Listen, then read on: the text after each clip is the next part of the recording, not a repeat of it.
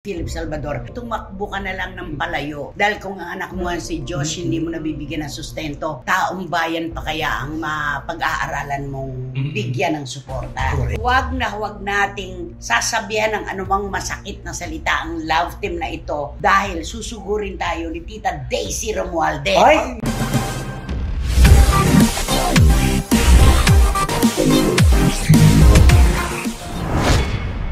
Heto, napakainit pa rin po ng panahon dito sa Pilipinas, pero tuloy-tuloy pa rin po ang ating kwentuhan. Tama, Romel Chicha? Tama, kwentong pampalamig ng ulo. Mismo! Ano naman ang Wendell Alvarez at Barikutot? Siyempre, hindi lang mga showbiz intriga at mga chika ang amin ibibigay sa inyo, kundi may kunting kasiyahan din ito. Ayan, at nakikipagtagisan po talaga sa klima ang maiinit na chika at intriga dito sa Pilipinas. Kaya dito lamang po tayo tumuto sa ating programa at ito po ang Showbiz Now! Ang ganda-ganda ng ano mo, ng jacket mo. Polo jack. No, polo jack. Oo. Ang ganda. Ang dami mo na siguro naiipon na damit, ano? Oo nga, kasi ito kasi yung kaibigan ko doon na sa UK. Oh. Ay, UK? Okay. Kala ko nasa UK. Tapos yung mga binibili mo sa UK, pabebenta mo rin sa UK. Ay, oo.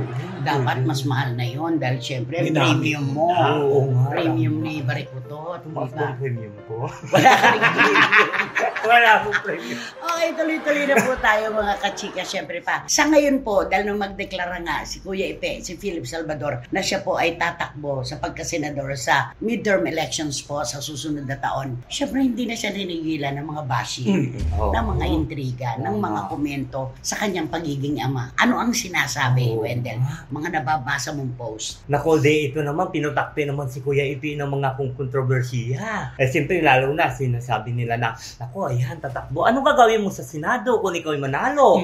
Hindi mo mga masikasi yung pamilya mo, nakailang asawa ka na. Ay, Ganon. O, nilabas nila yung mga asawa ni, yung mga nakarelasyon. Nakarelasyon niya, na ilan na ba nakarelasyon yun? Tapos nabibilang ko ata mga 5. O tapos, Oo, kasama ko. parang para sa isang Philip Salvador, parang kulang yung 5, no? Oo. 5 siguro yung alam lang natin. Ay, oo, tama. Pero Oo. Mas in marami hindi between, alam. marami tayong hindi alam. Oo. Ikaw naman, ano yung mga nababasa mo? Nako, ito, tatakbo ka. Tatakbo ka bilang senador, samantalang ang anak mo. Yun, yung anak mo, hindi mo Lagi pong masustento. ganun tumakbo ka na lang ng palayo. Dahil kung ang anak mo si Josh, hindi mo nabibigyan ng sustento, taong bayan pa kaya ang mapag-aaralan mong bigyan ng suporta. Correct. Parang ganon. Hindi pa po nagsasalita si Philip Salvador hanggang ngayon sa kabila ng mga issue na ibinabato sa kanya. Pero alam niyo po, kapag siya yung nagsalita, malilinawan din natin kung ano ba yung naging istorya nila ni Chris Aquino. Ay, Diba? oo. Unang-una, Josh, ang apelyido niya ay Aquino. Oo nga. Kay Oo. Kuya Ipe nakalagay ang apelyido ni Josh noong ipanganak. Oo. Pero binawi ni Chris Aquino at sinabihan siya ng mami niya na dapat ay Aquino si Josh dahil hindi naman sila kasal. Ay. Na tama naman. Tama. Diba? Tama naman yon. Pero syempre, andun yung sakit ng loob ng isang ama na nasa pangalan na niya si Josh. Binawi pa at ginawa pang Aquino mula sa Salvador. Correct. At alam naman natin ng lahat na siya ang tunay na ama. Oo Oo. naman. Diba? Oo, totoo yan. Ano lang ba naman yung apelido ipagkakaito ba sa tunay mong ama? Kaso, ganun nga ang nangyari. Kahit naman kay Bimbi, di ba? Di ba parang ipinagkait din naman kay James Yap. Matindi pa nga yung kay James Yap. Nagharap sila sa husgado. Nagkaroon ng mga usapan na sa ganitong araw ay po pwedeng bisitahin mo at kunin ang anak mo sa poder ni Chris Aquino na ginagawa naman dapat ni James Yap, di ba? Pero nung bandang huli na, pagka tumatawag siya do sa yaya ni Bimbi, ang sinasabi, ay sir, may nauna na pong commitment si ma'am. Mag-out of town po kami. So, kahit gusto pa ni James Yap na makasama si Bimbi, hindi rin nangyayari dahil hindi ipinapahiram. Nakakalungkot lang nakakalungkot para kay Bibi at saka kay Josh kasi hindi nila naranasan ang magkaroon ng isang ama. Kumpletong Kumpletong pamilya. pamilya. Totoo yan. Nakakalungkot. Kaya sabi nga nila, kahit gaano ka pa kayaman, yung mga anak, di ba? Kahit gaano pa kayaman ng pamilyang pinagmulan mo, meron pa rin kulang at kulang kapag hindi buo ang iyong pamilya.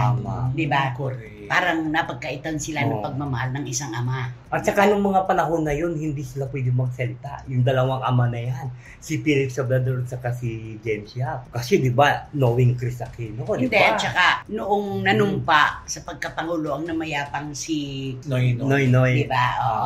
Si Pinoy. Di ba hindi na nga siya isinama dahil alam mo na sila na lang magkakapatid ang nandoon. Kumbaga, marami rin ipinagdamot sa dalawang ama ng nina Josh at saka ni Bimbi. Hindi rin sila nabigyan ng pagkakataong maging tatay. At ang tanong, binigyan niyo ba ng pagkakataon na maging ama ni Josh si Kuya Ipe? Inichap mo. Parang wala. Yun Kaya yung yung mga komento na kung yung anak mo nga hindi mo naaasikaso, gusto pong asikasuhin, sigurado yun. Ay, oo naman. Dugo yan Pero diba? hindi binigyan ng pagkakataon. Kahit naman si James, di ba, yun naman ang kanyang Ay, oo, yan naman ang niya, na kailangan si Bimbi. Kung pwede, di ba pinag-usapan nga nila na mag-hati-hati. Sa korte yan sa korte yan. Pinagat na nagsapat hati. Pero hindi din nasunod yun Hindi natupad. Kaya, kumbaga meron din sa end ni Chris na kinapos siya ng pagbibigay ng pagkakataon sa dalawang tatay ng dalawang niyang anak. Ganon yun. Naku, pwede bumalik ngayon si Kuya Ape sa mga nagsasabing na pinabayaan yung anak, hindi sinustentuhan. Eto na ang kwento ni Kuya Ape, antayin na. Ang malinaw lang kasi sa atin, totoo naman na hindi naman nagpapadala ng sustento si Kuya Ape. At inaamin niya naman. Sinasabi inaamin niya naman kasi nga sabi ni Chris, kaya niyang palakihin ng siya lang si Josh. Parang ganon, di ba? So gustuhin man niya, may harang. Tama. Parang ganon. Kaya hindi dapat isumbat na kung yung anak mo nga di ba? Hindi mo sinisisyon. Ang taong bayan pa ba ang matutulungan mo? Kaya parang ang sakit naman yun. Kaya magdahan-dahan din ang mga bashers sa puna kasi hindi nyo alam ang tunay na nangyari. Tama. Wala silang alam. Wala silang alam. At saka, siguro naman kung ikaw ang tatay ng anak ni Chris Aquino, sisikapin mo talaga na maibigay ang nararapat knowing Chris Aquino na ang dila ay walang garter. Ay, oo naman. At yun namang mga panahon yun, inuulit natin, wala naman talagang trabaho si Kuya Ipe. Isa pa yun. Pero nung magkaroon na, andun yung pagtatangka, pero inilalayo. Ganun lang. Nakakalungkot. Yun mahirap talaga. Hindi naman kasi sa lahat ng pagkakataon yung tatay na hindi nagsusustento ang may kasalanan. Diba? Ganun. Iba yung tahasa na hindi talaga nagbibigay. Yung kahit kalampagin mo na, manawagan ka na, nagkortehan na kayo, hindi pa rin nagbibigay. Iba yun sa hindi nabigyan ng pagkakataon. Diba? Malawak ito. Ano ang kanta na po pwede kay Chris Aquino sa nangyari na yan? Naku, di kakantahan ko siya ng ano? Kunin mo na ang lahat sa akin, huwag lang ang aking mahal. Alam mo, gusto ko yung kanta na yan Pero nung narinig ko ngayon, parang dadalawang isip. Pero ayaw mo na? Oo naman, diba? Si Angeline Quinto, may iba pang kumanta nito. Jerry Maya.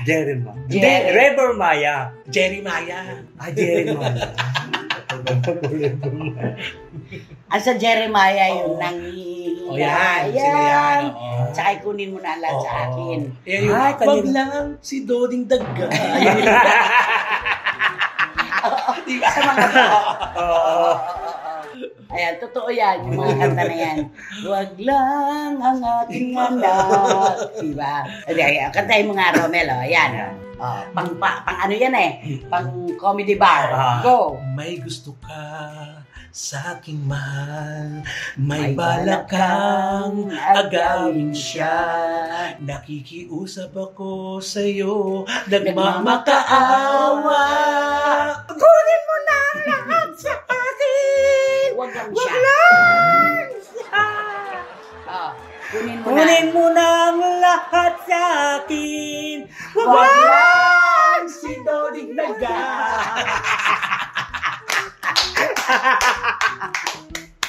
Ay, nako. Grabe. Pero alam mo, iba yung nanghihinayang. Ibang klase talaga. Nanghihinayang. Sige. Nanghihinayang ang puso ko. May piling ko'y lumuha ka lang. Di ba alaga mo yan? Uy, malapit ako sa Jeremiah. Actually, meron sila sa CFM na jingle, di ba? At saka si Piwi na malapit si Piwi. Lahat sila, di ba? At nakakalungkot na disbanded na, di ba? Correct. Ang ganda pa naman nung nanghihinayang. Masakit yung kanta na yon, di ba? Kung kailan mo pinakawalan, parang ikaw ngayon ang sising-sisi ka dahil nawala sa'yo. Jeremiah, okay. Salamat sa kanya. Dito naman sa pangalawa, ito Naku. talaga yung nakapanghihinayang ito talaga pag hindi natuloy. Ay, Eto talaga lahat tumakaya dito na yan. Tumakaya dito. At eto, huwag nating sasabihan ng anumang masakit na salita ang love team na ito dahil susugurin tayo ni Tita Daisy Romualdez. Ay, naku, sobra yun. Si Mama Daisy, maliitin mo na ang mga anak niya, si Tina Paner at saka Si Danita. Huwag mo lang sisiraan si Alden Richards. Susugurin tayo. Grabe sila ni Catherine. Oo, grabe siya. Mahal na mahal Kinikilig daw niya. siya dyan. Hindi. Ang una niyang sinabi, ako'y hanga. Ako'y artista rin. Hanga ako sa mga artistang hindi apektado ng kasikatan nila. Ayun. Ako talaga, nakita ko na si Alden, nakilala ko na noong hindi pa siya sikat. Alactana Days, sa isang fiesta, sa isang show. Hanggang ngayong sikat na, wala siyang napansin na pagbabago. Marespeto pa rin, mababang loob. Talagang kaya sabi ni Mama Daisy, ay Kriste, sabihin mo lang yung mga naninira dyan, susugurin ko sila dahil. Sabi niya, di ba? Oo. Anong feeling ni Mama Day sa'yo? Mahal na mahal niya talaga si Alden Richard. Totoo yan. Tsaka purong-puri niya si Alden at saka si Catherine. Swak na swak sila sabi niya. Parang mabuting anak, mabuting kapatid, masisipag, mahal ang trabaho, hindi mayayabang. Kaya kahit sino talaga manira sa kanila, kay Alden at saka kay Catherine, sabi niya, susugurin ko sila. Kaya naku, wag yung sisiraan yan. Lalo pag andyan si Tita Days. At saka tuwan-tuwa siya dahil siyempre nababasa din niya yung mga reaksyon na ang saya-saya palagi ni Alden Richards ngayon. Ay, oo. Alam mo, may milagrong hatid ang pagmamahal. Yung paggising mo pa lang sa umaga, gusto mo agad sumikat na ang araw dahil gusto mo nang makita yung mahal mo. At saka lahat, at saka lahat ng maliit na bagay, big deal para sa iyo. Lumalaki. Correct. Diba? Paano ka magmahal? Ay, Nako. magkano? Magkano? Yun ang magandang tanong. Magkano ka magmahal? Hindi, pero iba kasi pagka nagmamahal yung malungkot na araw, may sinag pa rin ng araw yan para sa kanila. Yung paglubog ng araw, pagsikat pa rin ng araw yan para sa kanila, di ba? Makulimlim ang maghapon, hindi, sumisikat ang araw. Ganon talaga po ang nagmamahal. At ganon si Alden Richards ngayon. Dahil kay Catherine. At nakikita naman talaga ng mga nakapalibot sa kanila na iba rin ang ngiti ni Catherine. Ay, pagka nandiyan si Alden. At pinupuri siya na yung mga glamping pala ni Catherine. Tuwang-tuwa sila ngayon. Supportive talaga. At saka, hindi ka magbibigay ng oras mong napakahalaga. Di ba, sikat na sikat ka, ang dami mong trabaho, pero kapag ka gusto mong makita si Catherine, magdadala ka ng bulaklak at pagkain, hindi mo gagawin yon sa isang taong hindi mo talaga pinag-uukulan ng espesyal na atensyon at pagmamahal. Yes, at gustong masungkit ang matamis na Yes! At saka lahat nga ng mga nakapaligid doon kay Catherine, nakatutok lahat kay Alden pag dumating na si Alden. At syempre, kung marami nakatutok na boto, meron din naman naghihintay ng butas na masisilip Ayun para na. pagkasan. Ay, naku. Diba? Mahihirapan na kayo. Wala silang maisisira. Lalo na kapag natuloy na talaga itong part 2 ng Hello Love Goodbye. At ako namiruya na naman ang pera sa takilya. Ewan ko na lang kung may masasabi pa This kayo. is it. Naku, Diba? ito na Yun yun. This is it, pansit. Pansit. Diba? Anong kanta mo para kay Alden at kay Catherine na napakaligaya ng mundo ngayon? Ako di kakantahan ko sila na I never fall in love again. Ay, bakit ganun? I'll never fall in love again. Bakit ganun? I'll never fall in love Ano again. yun? Ayaw na, yun ang umibig. Ano ba yung Hindi. kanta na yan? If I ever fall in love Kenny again. Rogers to. If I ever fall in fall love in love again. Sige. Refrain. Ever fall in love again. Sometimes when we touch. When we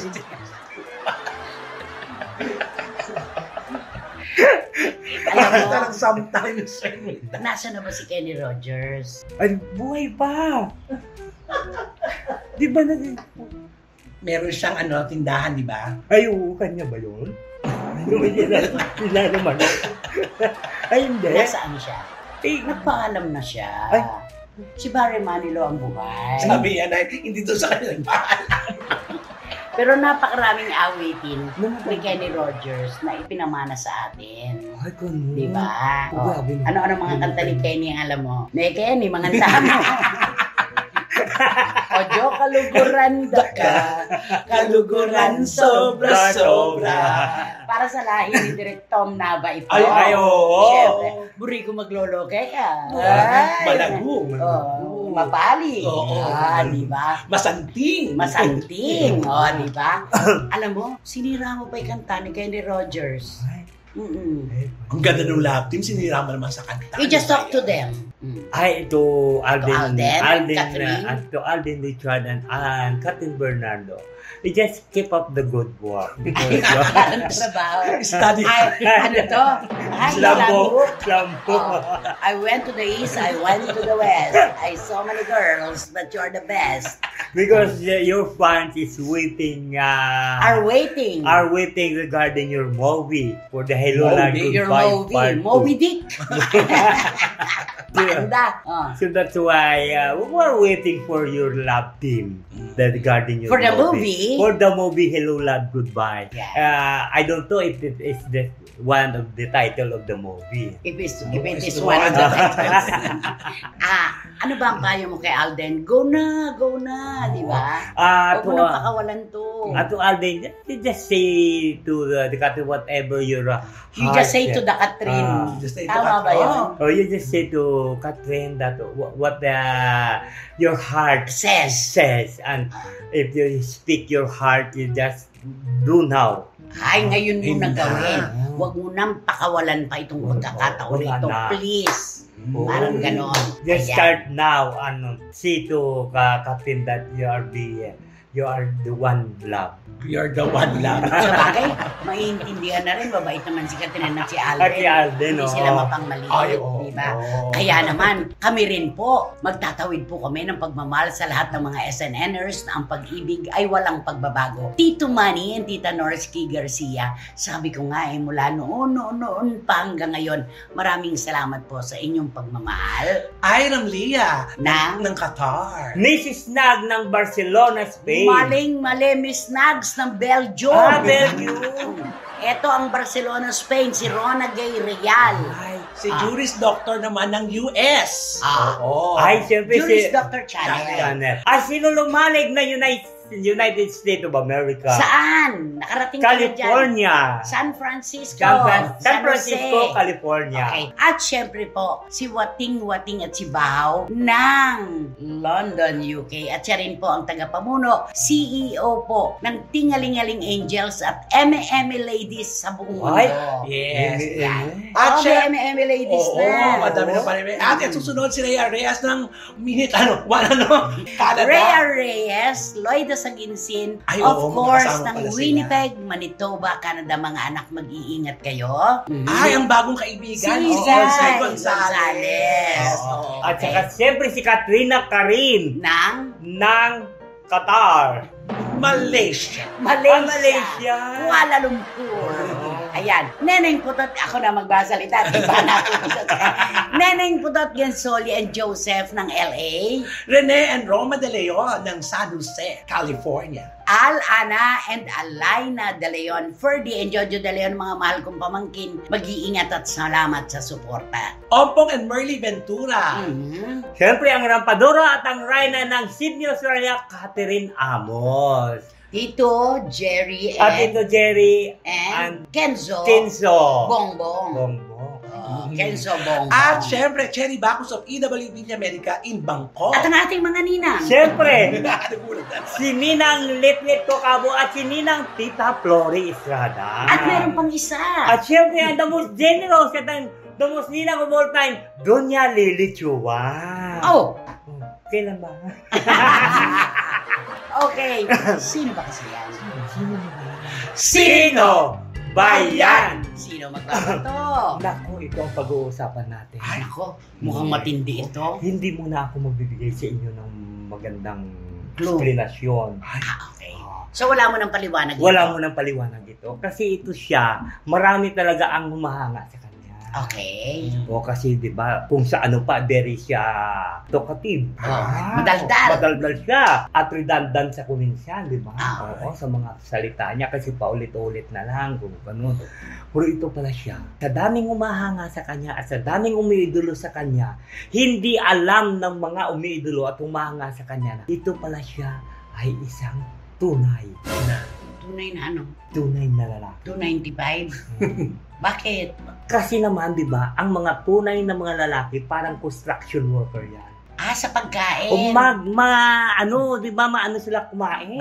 Malakas sila kumain. Tingnan mo. Kaya nga pag maraming kanin at saka ulam, uy, parang ka namang karpintero. Tingnan mo naman yung mga construction. Isang dilata lang na ulam. Puro yung kanin nila, isang bandihado. Okay. Ganito siya pag kumain. Sa kabila ng kanyang itong showbiz personality na ito. So, kitang-kita naman natin, kahit sa mga TikTok, lumalabas yan eh. Pag kumain siya sa isang restaurant o sa isang turo-turo, order siya ng ulam, tapos 4 na kanin yun. 4 na kanin? Extra rice. Extra rice pa yun? Ganun siya pag kumain. Ang lakas naman. Ang lakas niya kumain. Sa bagay, bitukan lalaki pa rin to, kahit pa beke-beki yan.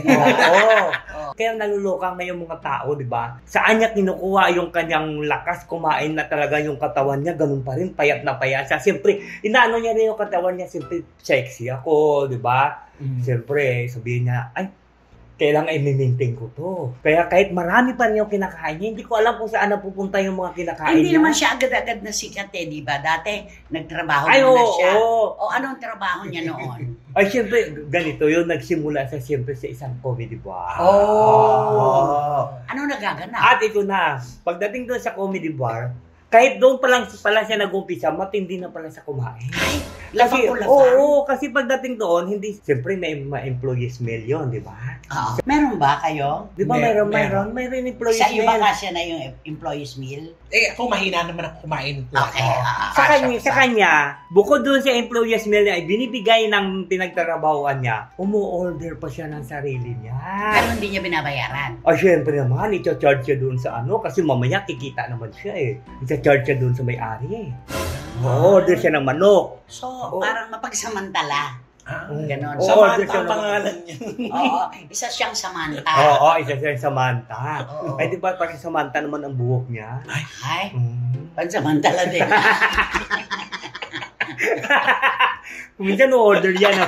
Hindi may employees meal. O-order pa yan ng manok. O-order pa yan kuminsan ng mga hipon. Kung mga buso niya. Walang kabusugan. Wala. Gusto niya kasi kainin. Para sinasamantala niya kasi yung... Libre. Hindi ko alam kung kumakain ba siya pag alis sa bahay. Palagay ko katulad din yan nung kanila. Hindi rin nagkakaroon ng pagkain sa bahay. Teka, di ba may karelasyon to? Ay, ang karelasyon niya, hindi naman masyadong kumakain yun. Ibig ko sabihin, siya pa ang mas malakas kumain sa karelasyon niya? Siyempre, ang karelasyon niya kasi minimintin ng katawan. Tapos nag-gym yun, Ay, ito, hindi naman nag-gym. Ibig ko sabihin, parang ang halay naman. Siya yung babaita doon sa relasyon. Siya pang malakas kumain. Magmonla. Ay, tignan mo naman yung karelasyon niya. Kuminsan kumakain lang niya ng kalahating rice lang. O samantala sa kanya may extra rice pa. Kaya dapat doon sa kumain sa may mga under rice. So yung karelasyon nito, may kaya mga damo. Di ba? Malago. Malago. Kaya sabihin, ganun siya kalakas kumain. Ganun siya talaga malakas kumain. Kitang-kita naman natin kung paano sa umorder. Hindi naman yan ibig sabihin na baliwala yun o ibig sabihin itatago yun. Kung sabihin niya ngayon sa kanyang TV show, ano ba ang pakialam nyo? Hindi naman kayo nagbabayad ng kinakain ko. Ano isasagot mo? Di siyempre magbayad ka dahil kinain mo yun. Alam mo kami magbayad, hindi kami kumain. Ikaw ang kumain, magbayad ka. Galit. Naaapekto ng init ng panahon. Diba? Ikaw, ano bang pakialam mo kung umorder man ako na umorder? Hindi kita hinihinga ng pera, sasabihin sa'yo. Ganun yan, patola yan. Hoy! Wala ka humingi sa akin dahil wala akong may bibigay sa'yo. Anong pangalan niya? Samantha. Bigyan mo nga kami ng clue kung sino malakas na kumain na ito. Sobrang lumafang, mas malakas pa sa kanyang boyfriend. Basta sa tingin ko sa kanya, wala siyang ganda eh. Okay. Walang ganda. Ano ba? Lasang ganda. Sabihin mo na naman, ayaw niya. Gusto niya maging mayor. Sabihin mo naman. Ayaw niya ng pangalawang umawa. Ayaw niya ng pangalawa. Governor, mayor. Ayaw niya ng pangalawa. Ayaw niya ng pangalawa. So, walang ganda ito. Wala siyang ganda. Malaki naman ang bitukan niya. Ay, oo, malakas naman sa kumain. At hindi siya pwede, maging una kasi wala nga siyang ganda eh. Hanggang pangalawa lang lagi siya. Hanggang? Pangalawa. Ano ayaw? There! Hanggang sa na siya. pagiging... Ay, hanggang sa pagiging busy lang siya. Witty talaga. Ayan po, Tito Manny Garcia at mga kapwa natin SNNers. Tumbok na tumbok nyo na po kung sino ito na ayaw ng pagiging pangalawang ama lang. Diba? Gusto niya siya ang nasa una. Diba naman? Tito Manny Garcia, bahala na kayo. At syempre, ano ba ang dapat gawin? Eto na po talaga ang gagawin ko. Mag-subscribe na po kayo, mag-like, mag-share, at pakisama na po ang Romel Chica Vlog. Konting-konti na lamang po. At nandun na tayo Isang sa kembot na lang. tagumpay. Isang kembot na lang. And of At course, syempre, wala kayong dapat gawin kundi i-hit nyo lang yung bell para magkaroon kayo ng notification, makatanggap kayo ng mga bagong upload na videos ng SNN. At ito yung sinasabi ko sa iyo na pangalawa ka lang. Please, don't skip. At syempre, suportahan niyo naman ang aming Showbiz Now na official. naku, patola yan. Ay, Sigurado pariringgan ka niyan. Naku, maririnig mo ang mga salitang ayaw mong marinig. Pakiko. Ay! Wala siyang pakialam. Parang tayo lang, di ba? Okay. Naku, maraming salamat po muli sa inyong lahat, mga kachika, mga kapatid sa buong mundo. Salamat po sa walang maliw ninyong suporta at pagmamahal. Dito po sa inyong programa, ating programa, at ito po ang Showbiz Now! At awitan mo siya. At syempre, huwag mo agawin ng lahat sa akin. Agawin! Kunin! Lahat sa akin. Wag lang si Doding Daga.